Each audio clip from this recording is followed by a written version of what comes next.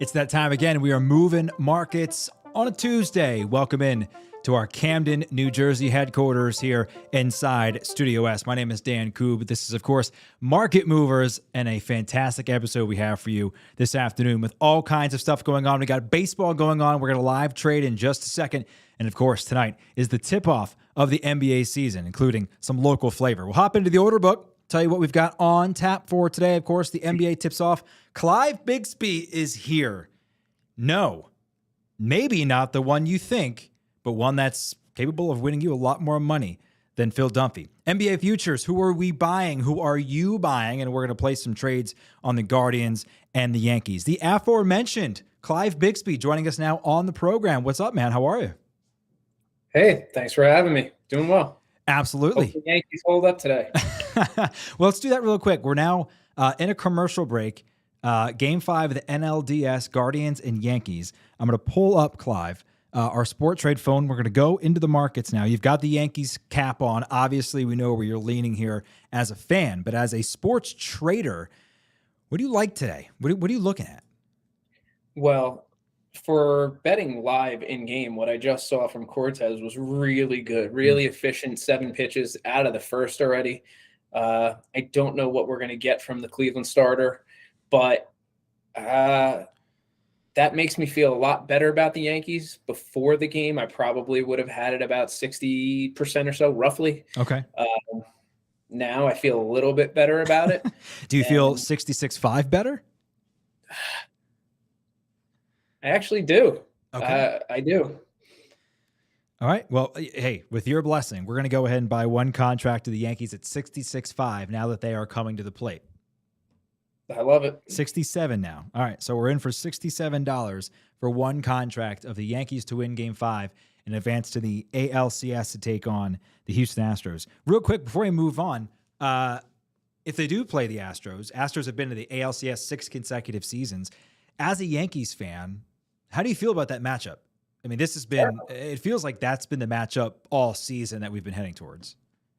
Yeah. I mean, if you look at the Yankees, though, and I'm being objective, they were 30-something games, I think, over 500 going into the All-Star break. Yeah. They ended the season at that exact number. They've just been bit by injuries all over the place. Their bullpen is just completely decimated. Do I think they can get through one game today? Yes. Cole said he's available to pitch if they need him tonight, but you have to face the Astros in a 7-game series when they just grind and grind and grind away at you. No, I don't feel good about it. Oh, okay. Fair enough. Well, again, Clive Bigsby joining us on the program this afternoon. We really appreciate it. A quick intro for the folks who may not know who you are. They should know who you are, and if they don't, they certainly will after this episode. You're a Sport Trade user, which we, of course, appreciate, an early adopter of the platform, but definitely an internet darling on hashtag gambling Twitter as well. I mean, and it's well-earned, Clive. I mean, you not only post great actionable information, but you also are quick to call out the information that is not actionable and, frankly, doesn't mean anything. And I think some people really do appreciate that. What has it been like to sort of start this gambling Twitter journey of yours? Because you have a very active and engaged followership to this point. Yeah, I mean, I looked today. I didn't remember when I joined. I only joined Twitter, I believe it was March of 2021. Wow. Okay. So it's really only been a year and a half that I've been on the platform. And when I joined for 2 reasons. One, Twitter is, a great source for information, looking for people that I can always learn from too. But a big part of it was that I wanted to do what I could to protect people from some of the nasty, grungy stuff you get on gambling Twitter from people selling picks that are completely bogus. Yeah. I mean, it really is predatory the way certain things are. And to be honest, there are some books that are a little bit in that predatory camp too. Part of the reason why I like Sport Trade so much is I'm not getting any spinning wheels. There's whatever the limit is in the liquidity. I know exactly what it is when I'm betting. And, I think that's great for the industry. We've talked a lot of market movers about how this is sort of the gambling information revolution, right? There's never been more gambling information available, and there's never been more bad gambling information available. So the fact that you're out there sort of fighting the good fight is great. And this is something I'd like to get a little more into, but we're here, so I'll ask you. Trends, right? A lot of people and public splits of money and things like that.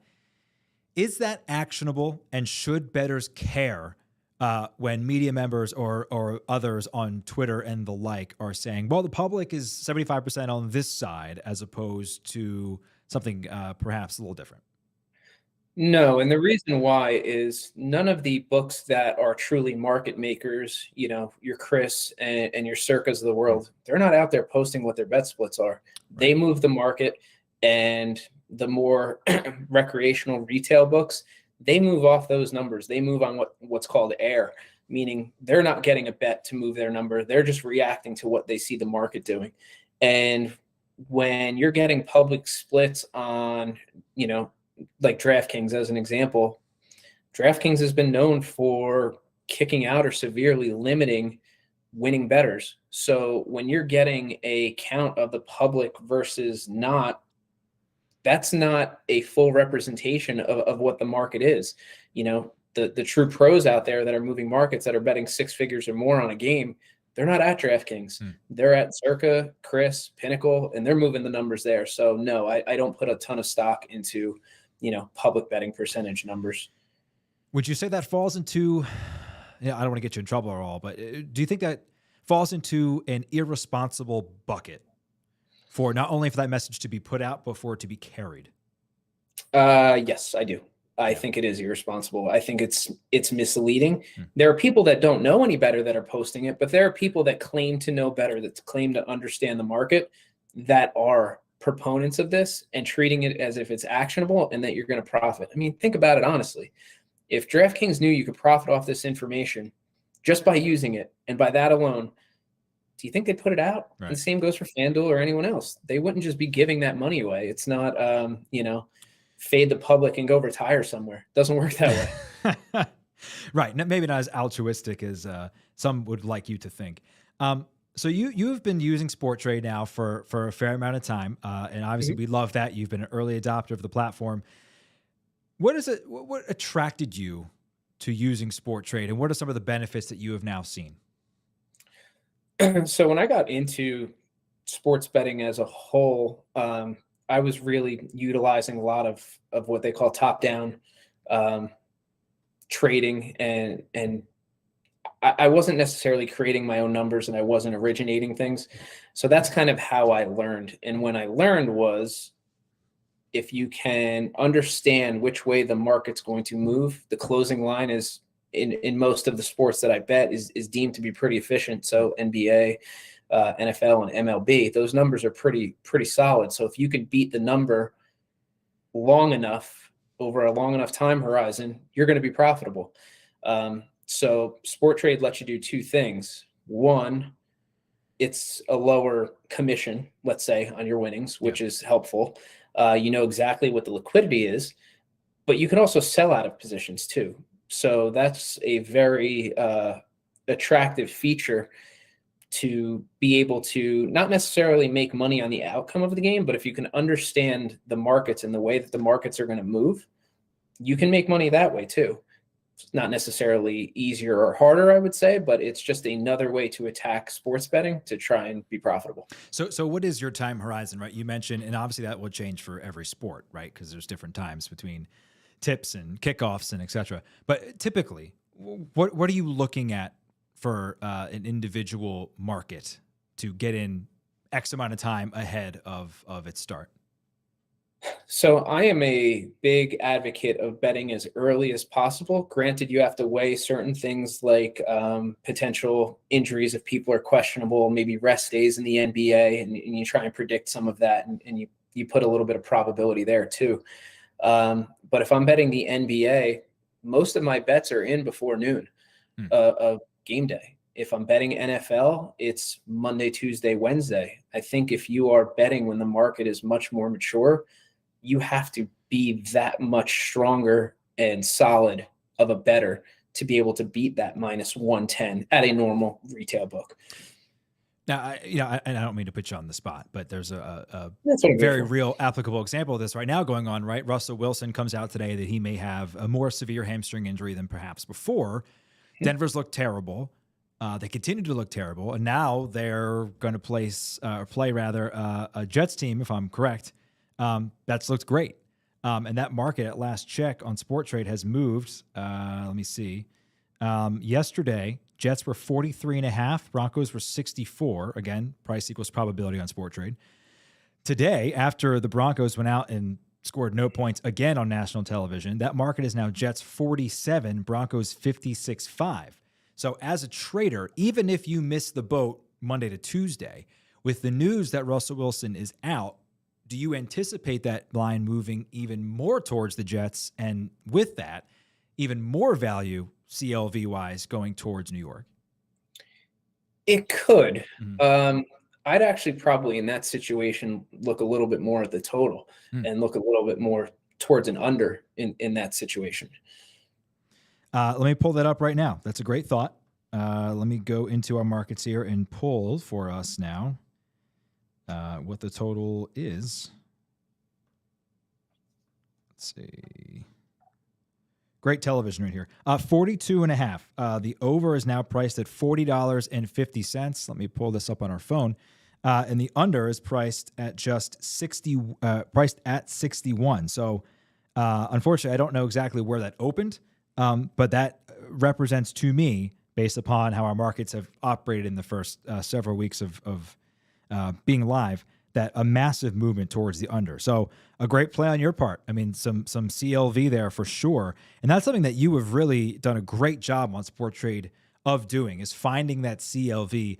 And because of the frictionless manner of which you can buy and sell on Sport Trade, you've been able to do pretty well for yourself in that regard, have you not?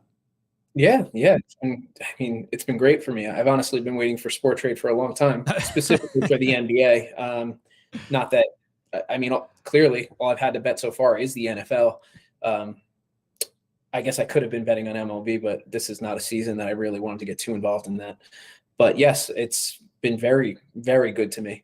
If you can find out where there's some inefficiencies and price differentials in the market, that's where you can get some EV. And if you have a good enough feel of where you think the market's going to end up and what the total number should be at the end, meaning the closing number, that's kind of what I'm trying to do. Well, speaking of closing numbers here, Clive, a 3-run home run from Giancarlo Stanton has now moved you from 67 to 88. You are selling at right now, Sport Trade. So you're up $21 here live on the program. We got a comment from Night Owl 1 on the stream. Android, it's coming. Night Owl, Android is coming. Be patient. We promise you we're going to get the app out on Android soon. There you go. Your live reaction to Stanton's 3-run bomb. Love it. Very happy. Saw it just as you mentioned something. It's a great start, and I think the Yankees really did need this. They really needed this. He looks like a damn superhero in that tight baseball uniform. Usually they're a little baggier. Stanton's filling that thing out, doing a lot of trap work, I imagine. It's like you might see a Schmedium on the Jersey Shore. That's kind of the fit that you're getting. Yeah, I mean, clearly that's a baby Gap jersey. That's not standard issue. That's what, like when George Costanza went to polyester, to cotton from polyester, and now they're all shrinking in the wash. Quickly, Clive, to go back to CLV, because I think this is really important. A really important note. Obviously, everybody wants CLV, right? A lot of people think that is a metric of which you can gauge whether your sports bets, your sports trades are doing well, at least from an angle perspective, right? But on Sport Trade, you can actually make money off of that. How much of a game changer has that been for you? I mean, for me, it's great. It allows you to do a couple things too. Like whenever you're able to beat the closing line, it allows you to potentially hedge, potentially middle. If there is new information that comes out that maybe you don't like the bet as much as you did, you can sell part of it off. You don't have to sell the whole thing. You can sell bits and pieces. And it opens up the playbook. There are lots of different ways to make money at sports betting. And being able to get CLV and beat the market is a big one. I feel like we've given away some tips and tricks. Do you have any other tips and tricks to people who may be watching this, part of your following, who maybe hasn't used Sport Trade, and maybe some light you can shine on some more of the advantages? Just think with the end in mind of what you're trying to do. If you are buying a position because you want to sell it off and you know that's what you're going to do, think about that when you're sizing your bet and how many contracts you're buying. If you are looking for something to just potentially that you're definitely going to play out no matter what, and you want to bet a little bit less, that's another thing. If you want to trade out in game, just have the end in mind of what you're planning to do, and try and stick to that plan. If you get information that changes something, great. But if not, stick to a plan. Such a good point. Such a great point. If you know you're trying to grind out some profit, situationally or anything like that, yes, it does make sense to maybe trade a little more. If you are trying to ride it out, absolutely makes sense. How much in-play trading would you say you're doing? Not a ton. Not a ton at all. If anything, so far, I think I've only added to positions. I don't. Okay. Well, that's not true. I've added to positions and then sold off some of that position in the game, while leaving my original, I guess, position in play to finish out. So not a ton, but some. If you have any questions for me or Clive, make sure you hop in on the chat on YouTube, but also leave a comment on Facebook, or of course you could reply to the live stream on Twitter, which brings us to our promotion of the Market Movers Sweepstakes. There we go. Find the right button, Dan. Market Movers Sweepstakes, your opportunity to win $100 on the program every week. That includes Clive, if he's so inclined. All you have to do is follow the Sport Trade app on Twitter and quote tweet the live Market Movers show with hashtag TradeUpNJ. But as I've been saying on the program, I host this damn thing, so I'm going to make an executive decision that says you can just quote tweet any Market Mover show with hashtag TradeUpNJ. It doesn't even have to be live, and you'll be entered for a chance to win $100 into your Sport Trade account every Friday afternoon. We pick a winner. If you don't have a Sport Trade account, you have 7 days to create one. There's other stuff involved if you don't. I'm not going to get into that. We have a short amount of time here on the show. All right, Clive, updated price here for your Yankees, $23.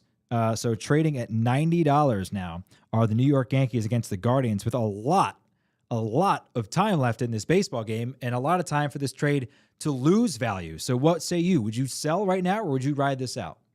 I would ride this out, especially given that Cleveland's already in their bullpen. I can't imagine not wanting to, continue this out. And Cortez looked so good.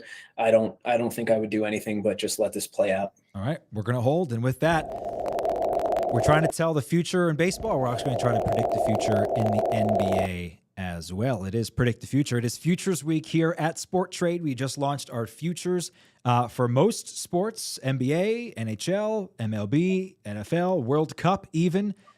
Golf is now in the app as well, so really exciting time at Sport Trade. Let's take a look, Clive, at the NBA futures. I'm going to pull this up here so you can take a look and see what our pricing looks like. You have the Warriors, the returning champions, at $13.50. The Los Angeles Clippers at $13. They're your top two. The Bucks and Giannis with a healthy Chris Middleton at $12.5.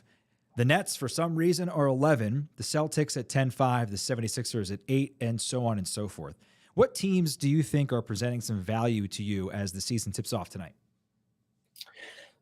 For me, out of that grouping of what I see the most value on, it might be the Denver Nuggets, actually. I love it. I love it. At $6, I think that's a pretty solid value. Do I think they're more than 16-1 or 15-1 to win the title? I think so. And this is another good thing about Sport Trade and using futures here is, one, if your team gets off to a hot start and you could buy the Nuggets and then sell off. That's something that you could do. Or if you really want to fade one of these teams, meaning like you mentioned the Brooklyn Nets, like you don't know what they're doing up there, you could go on the opposite side of that and say, hey, you know what? I don't want any part of this. If somebody wants to buy the Nets at, $10.50 a contract, I'm more than happy to give that to them. That's another option that you have too. And what Clive is meaning by that is you could short the Nets. So for $89.50, right, to win $10.50, you could short the Nets hypothetically, and that's something that I absolutely would do. The Nuggets is a great point, right? Because they were wholly unhealthy last season. They bring back a ton of talent this year. Michael Porter Jr., Jamal Murray should be back from a torn ACL. They have the two-time MVP in Nikola Jokic. I mean, that to me seems like at $6 a fantastic value. As I kind of scroll down here, the Suns are interesting as well. There's been a lot of drama that goes on with them, and DeAndre Ayton apparently hadn't spoken to Monty Williams until training camp or anything like that. But that's still a team that won, 62 games last year. Their over-under, I think, is at 51 this year, 52. I could be mistaken. At just $4, it seems to me like they have a chance to at least be a top 4 team in the West, and by virtue of that, seeing a rise in that price. Also, the Grizzlies, Clive, I mean, year 3 of Ja, right? Year 2 of the ascension of this team. Very curious to see what they could do. And for $4, that to me seems like a much better value than putting $13.50 down on the Warriors, who could get into a fist fight tomorrow. Who knows? Yeah, you never know who's going to get suspended in that group off of that, that tension that might still be there. I don't know. You hear about fights and stuff all the time in the locker room, and this one I think just got public. Stuff happens. I really, at the end of the day, I don't think it's going to be a big deal. But, your point's well taken. As an example, you brought up the Grizzlies. I made 2 futures bets last year to win the NBA title in the middle of the year. One was Boston, when they were at roughly 20-1. So this is before they kind of went on that big run. And then I got the Grizzlies, I believe that it was 25-1, so $4 a share. Now, as the season went on, those numbers became shorter and shorter. But I didn't have anywhere to play a no if I wanted to. That's the other part of, sport trade. If you have a future that you want to hedge off of, that's something you could do here too. So do you want to make any trades today? Do you want to go with the Nuggets? Do you want to go with the Grizzlies? I mean, as you can see, there's already 10 contracts purchased to the Sixers. I have no idea who could have possibly done that. Yeah, no clue. Yeah, no. I think out of all of these, if I'm making a trade, it's going to be on the Grizzlies. Okay. Well, you know what? Here's the thing. Okay. With Triple J out for a little while, that becomes a little bit tougher. However, this is a buy low opportunity as well. Right. So when he comes back, you could have had a good opportunity to get in on the cheap. So yeah, I'm okay with, one contract for the Memphis Grizzlies. All right, there you go. $4, potential profit of $94.08 if they do bring home the Larry O'Brien. But of course, you can trade out whenever you want. Okay, we'll wrap up the show here. 2 games tonight, the Sixers and the Celtics. Now, Clive, clearly a much better trader than I. I just host the program.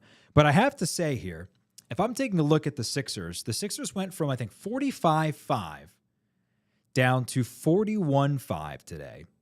No news, no discernible advantage or disadvantage for either team, just some market movement.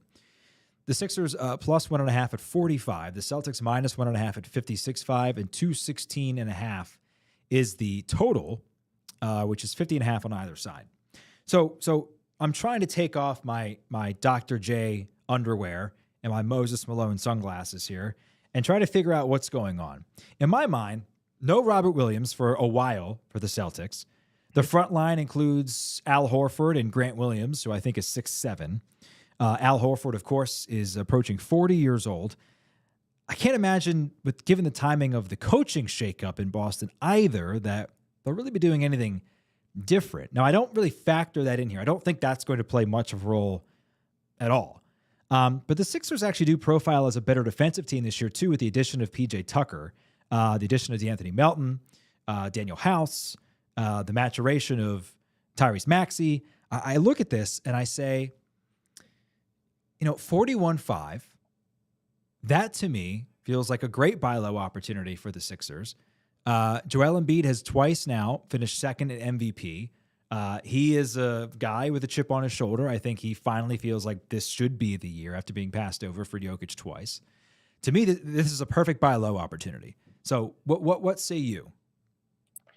So I think what happened was, if I'm not mistaken, because some of these games are opening day for NBA, they opened in the overall market much, much sooner. So they've been around for a little while. If I'm not mistaken, the Sixers Celtics game probably opened at 4.5, or at least was at 4.5 for a long period of time. And then when you got the announcement with the coaching issues that they're having there, I think that's what drove the price down to the point where it got all the way to about a -2 at a lot of shops today. So I actually we have it at -1.5. Yeah. So I think the market's pretty right price now, at least for this game. Okay. Again, taking off my Allen Iverson jersey here, I think the Sixers have a great opportunity here to make a statement. And the best thing about being a Philadelphia sports fan is if they lose, who cares? Because the Phillies are on. So it's like you never even saw it. The other game tonight, Lakers and the Warriors out on the best coast. Warriors at 72, Lakers 29. The spread on Sport Trade is 6.5. The Lakers to cover that 48.5, and the Warriors to cover at 53. 224.5 points is the total, with 51.5 to the over, and even money at $50 to the under. I can't see a scenario where this Lakers thing works. Frankly, that's not an original thought at all. I don't know if Russ is playing tonight. I didn't look into it, to be quite honest. But supposedly he is. Okay. Well, that hurts the Lakers, in my opinion. Yeah. hopefully he plays 40 minutes. If that's the case, I mean, I'm not sure there's a scenario where I wouldn't be trading on the Warriors in general. Everyone there is now fat and happy. They just signed Jordan Poole to an extension. They just signed Andrew Wiggins to an extension. Everyone just got paid. They're going to get the rings, I presume. To me, I'm actually not trading this game because I don't think there's that much value in trading a team that, let me check it again, at $72. I just don't see a whole lot of value there. I think that's fair. I actually do like the over a little bit in this game. I do know that Steve Kerr mentioned that he doesn't think his team is ready to all be playing 30 minutes a game at this point. He's going to be dipping into that bench till the conditioning is right. Yep. So, but I do think Golden State is deep enough and able to still sustain that. I think the total opened probably around 227. If I'm not, that might be slightly off. But I think the total has dropped a little bit too much. Okay. So that would be something that I'd be waiting on just to get whatever lineup news I can get. But that's something that I will be targeting for the rest of today, is how that number moves and what the lineups are going to look like. Okay. There you go. Some trades to make on Sport Trade this evening as we finally welcome NBA. I know you have said, Clive, that it's your favorite sport to bet on. I think this trading experience for NBA is going to be wild. I think it is going to be so back and forth. The money bars are going to be flying. Usually when we make videos, we have to kind of speed them up, right, for football or baseball. I cannot wait to watch the money bar go back and forth for a basketball game. Yeah, it's going to be nice. And of all the sports that I do live bet, NBA is the one that I do the most. For whatever reason, it seems to fit the way that I'm thinking about probabilities as the game is going on. And what you see on the floor, I think when you have so many possessions, it translates well into being able to live bet. And, with the game of runs, you have 10, 12-0 runs, 14-2 runs, things like that. Those give you the opportunities. If you think the bench is going to come in and not do what they're supposed to do and the game's going to get back even, that's a situation where you could hypothetically sell off a position if that's what you were so inclined. Again, the price always matters. I'm not saying, it's some instant value, but, there's opportunities there for sure. So how much are you paying attention to rotational patterns? How much are you paying attention to the nitty gritty of how a team operates when you are sizing up in-play bets? A pretty good amount. If you can start to understand what a coach's tendency is to with bigger leads, I think you might be able to find some of that value of what's going to happen. Is a team going to continue to push? Is a team going to foul late? All of those things. And I'm thinking more from a totals perspective than a spread. Those are all things that matter and that you should be accounting for as the game plays out.